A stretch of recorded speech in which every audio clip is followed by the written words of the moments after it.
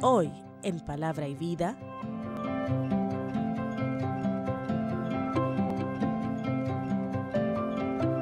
bien, vamos a introducir entonces el curso del Nuevo Testamento. El Nuevo Testamento es un mundo fascinante, es fascinante. Hemos hecho un curso del Antiguo Testamento y es un curso que a uno le abre un horizonte. En el curso del Nuevo Testamento a uno no le va a sorprender como en el Antiguo Testamento las novedades, porque uno está acostumbrado a ver de una u otra manera el mundo griego, el mundo romano, y ya uno lo ha leído en los evangelios. Uno está mucho más familiarizado que en el Antiguo Testamento, donde uno veía los persas, que sí, los babilonios, y todo ese mundo. Uno tenía que entrar a conocer todo lo que era, primero la situación cultural, después la situación de la potencia dominante, todo el mundo, porque el Antiguo Testamento, lo importante de estudiar el Antiguo Testamento es aprender a encontrar el contexto en el que está. Si usted ubicó el texto del Antiguo Testamento, ya tiene el 90% comprendido. Si sabe que era con Ciro el persa, que pasó aquí, que llegó acá, y entendió el contexto, ya usted entendió. ¿Por qué? Porque en el hebreo lo más importante es la narrativa. En el hebreo son muy ricos los verbos. Hay muchas variedades de verbos y por eso el verbo es tan fuerte que la narrativa, que usa mucho el verbo, es lo más fuerte en el hebreo. Y por eso las historias en Israel son esenciales. En el Nuevo Testamento es otro mundo. En el Nuevo Testamento la lengua va a ser el griego. Y en el griego, lo más importante van a ser siempre los conceptos. Los conceptos son los importantes. El mundo, la lengua griega es la lengua de los griegos, de los filósofos. Y el alemán se parece mucho al griego en muchas de las formas. Por lo tanto, también el alemán es otro de la lengua de los filósofos también. Porque son lenguas que se prestan mucho a los sustantivos. En el alemán los sustantivos se ponen en mayúscula, todos los sustantivos en mayúscula. Imagínense. Qué importante es el sustantivo, qué importante es el concepto. Y por eso en el Nuevo Testamento no es tan importante el contexto en el que uno está leyendo, sino desde la teología y el concepto del que está diciendo fe. Cuando dice fe, ¿qué quiere decir? Cuando dice salvación, ¿qué quiere decir? Y uno, aprendiendo bien los conceptos, va a poder entrar en el texto mucho mejor que en el Antiguo Testamento, que es más bien a través del contexto histórico en el que uno estudia. ¿Ven? Este también no es menos fascinante, es más fascinante todavía el mundo del Nuevo Testamento. ¿Cuál es la gran novedad del Nuevo Testamento? La persona de Jesucristo. ¿Cómo yo compararía el Antiguo y el Nuevo Testamento? Yo lo compararía con un vuelo que se hace primero de noche. Me imagino que algunos de ustedes habrán hecho han volado de noche en avión. Han venido, por ejemplo, venir de Miami para Santo Domingo en avión, uno va descubriendo muchas luces. Y uno cuando va llegando, que el avión va bajando, uno dice, bueno, eso debe ser Bonao, pero quién sabe. Eso parece Santiago, pero uno lo ve, pero en penumbra, lo ve como en luces, pero todavía luces que no están claras. Y ese vuelo uno lo hace suponiendo muchas cosas. Y llegó el vuelo aquí, perfecto. Pero ese vuelo después, uno vuelve a hacerlo de día. Cuando ha salido el sol y el sol está iluminando todo y todo se ve mucho más claro. Uno va en el avión y dice, mira Santiago, mira el monumento aquí, mira aquí La Vega, mira la presa, aquí. Y uno va llegando y todo lo ve tan claramente que todo el vuelo es otra cosa. Es la misma realidad, pero el vuelo es otra cosa. Es así también el Antiguo y el Nuevo Testamento. Es el camino por la historia, pero una historia ahora iluminada por aquel que llamamos el sol de justicia, que es Jesucristo, que está en el cielo iluminando y permite comprender mucho mejor toda la historia. Un vuelo de día que permite descubrir en cada momento qué significa los acontecimientos y uno va descubriendo que la historia se ve más claramente en las manos de Dios. Por eso la persona de Jesucristo le añade aquí una nota muy especial.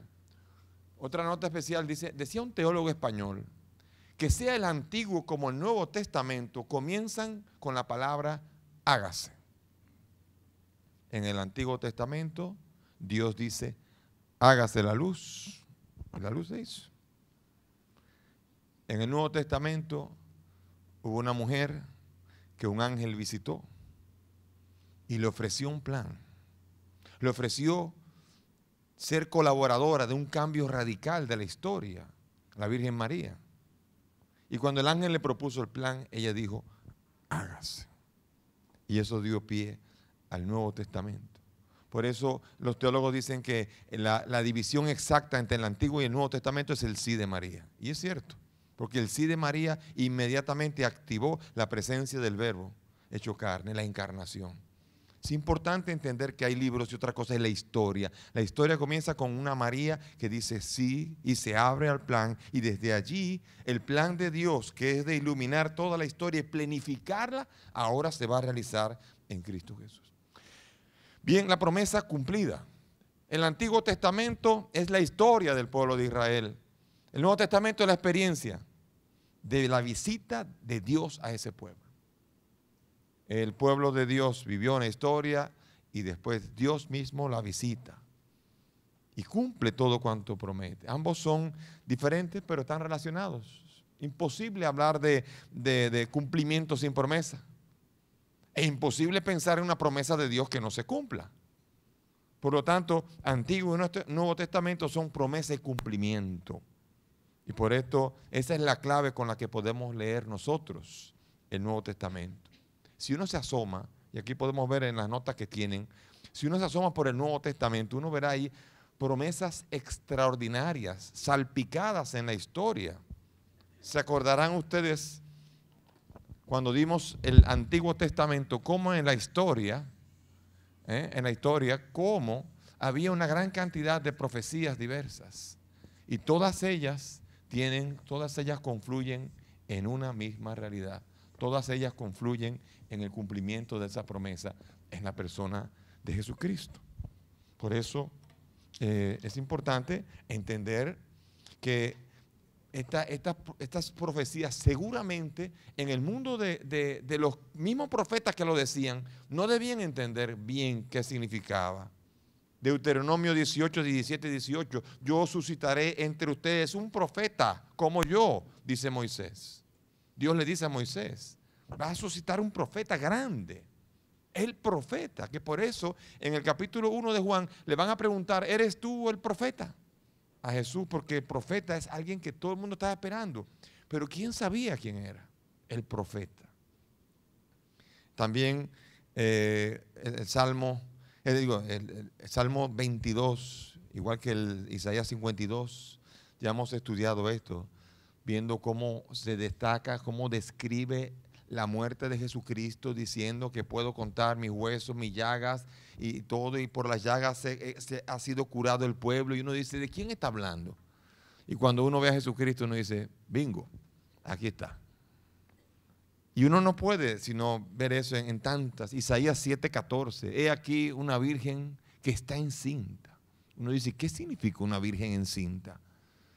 Y entonces ver a María en esa mujer que dice que sí y que se cumple y le pondrás por nombre Emmanuel. Qué belleza, qué precisión. 800 años antes el profeta Isaías anuncia una realidad que se cumple.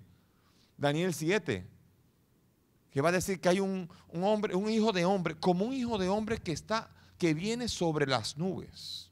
En lenguaje apocalíptico está diciendo, un hijo de hombre significa un hombre, y montado sobre las nubes significa que tiene una categoría que entra dentro de la esfera divina y que viene a la tierra. Daniel 7. Qué impresionante. El Hijo del Hombre. Y de hecho, como dice un hijo de hombre, Jesús constantemente, para que sepan que Él es el que se cumple en Daniel, dice, el Hijo del Hombre no tiene dónde reclinar la cabeza. El Hijo del Hombre constantemente, Él se va a autodefinir. El Hijo del Hombre haciendo referencia a que en Él se cumple el capítulo 7 de Daniel. ¡Qué belleza! Así también, Zacarías, mirarán al que traspasaron. Que el mismo evangelista lo dice, así se cumplió la profecía. Mirarán al que traspasaron.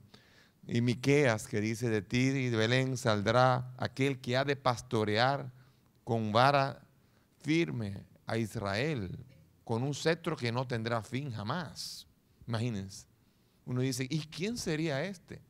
Y ahora viendo a Jesucristo y viendo en la persona de Jesucristo toda esta historia, que toda confluye en Jesucristo, uno puede decir, caramba, yo creo que por eso es que Jesús le decía a los suyos, muchos profetas quisieron ver esto que ustedes ven y no lo vieron.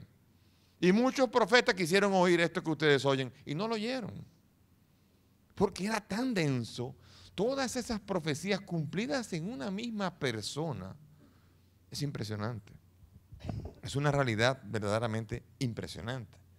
Y por esto, el Antiguo Testamento es un legado del pueblo de Dios y el Nuevo Testamento consistirá constantemente en el cumplimiento de todas las promesas, de todo lo que los profetas, de todo lo que los hombres de Israel del Antiguo Testamento estuvieron esperando. Todo el cumplimiento se da en Cristo Jesús. Esa historia es maravillosa. Pero después de que hemos visto en la historia cómo por un tiempo fue Egipto la nación dominante, después fueron los asirios y así fueron los persas, los babilonios, los persas y así fueron llegando finalmente unos que fueron los que suscitaron un encuentro con lo que yo puedo también definir el Nuevo Testamento. Yo puedo definir el Testamento como el encuentro de dos mundos completamente diferentes. Dos mundos que no se van a encontrar nunca más como se encontraron en esa ocasión. Por esto entonces, sin lugar a duda, este encuentro es único en la historia. Nunca más se va a dar. Y es el encuentro de el gran mundo greco-romano. Hablamos de greco-romano porque aquí estamos hablando de todo lo que comenzó, todo lo que suscitó el imperio griego con su cultura, con su capacidad, con su extraordinaria capacidad de lógica, de pensamiento. Va a desarrollar uno de los sistemas más impresionantes y una de las culturas más extraordinarias que va a existir jamás en la historia de la humanidad. ¿Sabías que? La división exacta entre el Viejo y el Nuevo Testamento es el sí de María y su apertura al plan de Dios. Ya regresamos.